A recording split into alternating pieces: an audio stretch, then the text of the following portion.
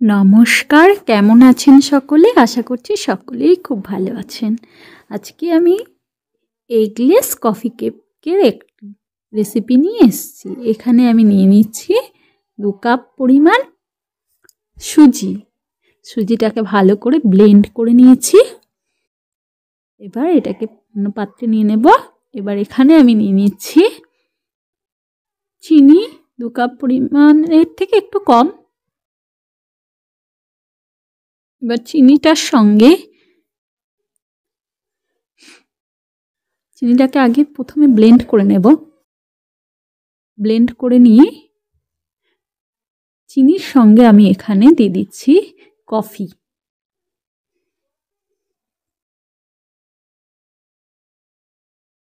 তিন টেবিল চামচ কফি দিয়ে দিয়েছি।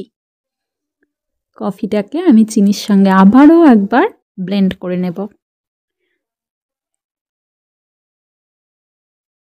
ভালো করে ব্লেন্ড করে নিয়েছি। এবার এখানে আমি দিয়ে দিচ্ছি 2টো কলা। কলাটাকে কুচি করে নিচ্ছি।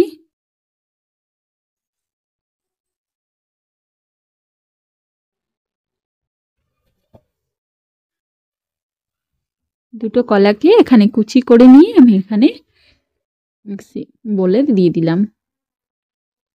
দিয়ে দেব 2 টেবিল চামচ পরিমাণ দই, টক দই। আর এটাকেও আমি ভালো করে ব্লেন্ড করে নিয়েছি।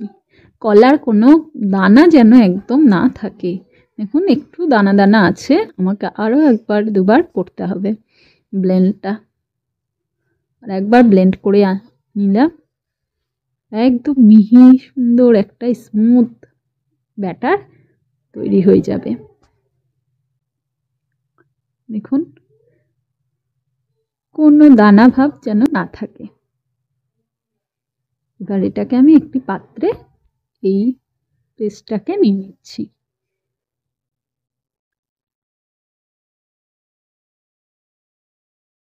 কোনো অর্গানিক ফুড কালার বা কিছু আমি দিইনি, জাস্ট ঘরের খাবারের জিনিসই দিয়ে কেকটাকে তৈরি করছি। এখানে 2 কাপ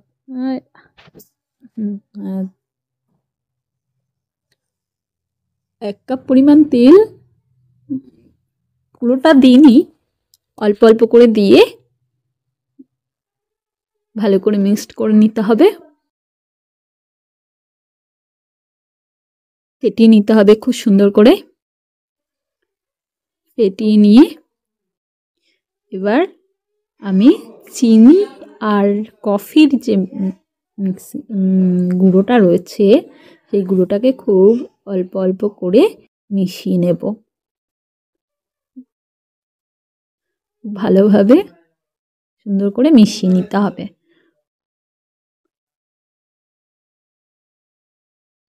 ভালো করে মিশিয়ে নেওয়ার পর অল্প অল্প করে পুরো গুঁড়োটাই এখানে মিশিয়ে নিতে হবে।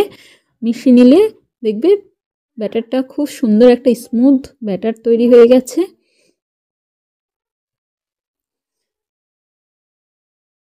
এই মেশানোটাই কিন্তু ঠিকঠাকভাবে করতে হবে। সব একবারে দিয়ে দিলাম তারপরে মিশিয়ে দিলাম, সেটা করলে হবে না। এইভাবে ফেটাতে ফেটাতেই একটা ফ্লপি ব্যাপার হয়ে যাবে। দেখতেই পাচ্ছেন।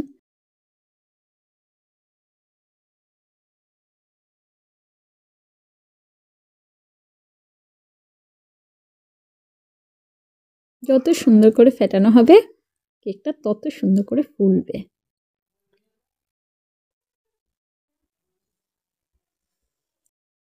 কেউ যদি ডিম দিয়ে কেক খেতে না পারেন, আমি বানিয়েছিলাম একটাই কারণে যে আমাদের সেদিন নিরামিষ ছিল। আর কেউ যদি ডিম দিয়ে না খেতে পারে তারাও এইভাবে বানিয়ে নিতে পারে। তার সঙ্গে আমি 2 কাপ দুধ দিয়ে দিয়েছি। দুধটাকেও ভালো করে মিশিয়ে নিয়েছি। আর এখানে একটু দিয়ে দিলাম বেকিং পাউডার আর বেকিং সোডা। মিশিয়ে নিয়ে আমি বাকি যে সুজির গুঁড়োটা ছিল সেটাকে অল্প অল্প করে মিশিয়ে নিচ্ছি।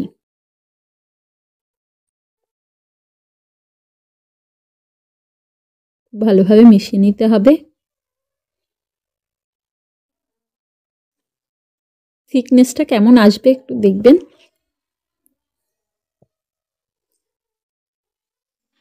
দেখুন কালার আর থিকনেসটা। একটু লবণ দিয়ে দিচ্ছি, তাহলে মিষ্টির ব্যালেন্সটা খুব ভালো হয়। অনেকে লবণ নাও দিতে পারেন। এবার আমি একটা কেক বোল নিয়ে নিচ্ছি হার্ট শেপের। এবার এখানে একটা কাগজ দিয়ে দিচ্ছি, দিয়ে এবার আমি এই ব্যাটারটাকে এখানে, দেখুন ব্যাটারটা পড়ছে কিন্তু আবার মিশেও যাচ্ছে। ঠিক এই থিকনেসটা রাখতে হবে।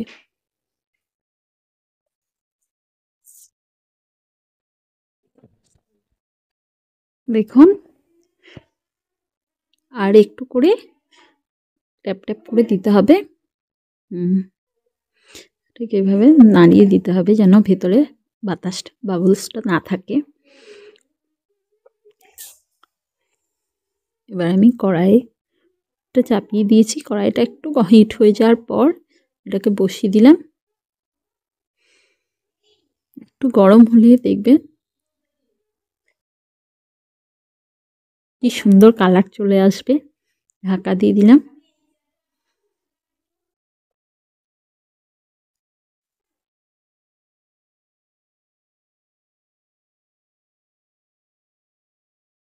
সুন্দরভাবে হয়ে গেছে। এখানে একটা টুথপিক দিয়েও দেখতে পারেন।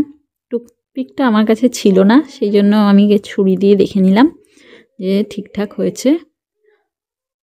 20 মিনিট থেকে 30 মিনিট সময় লাগবে।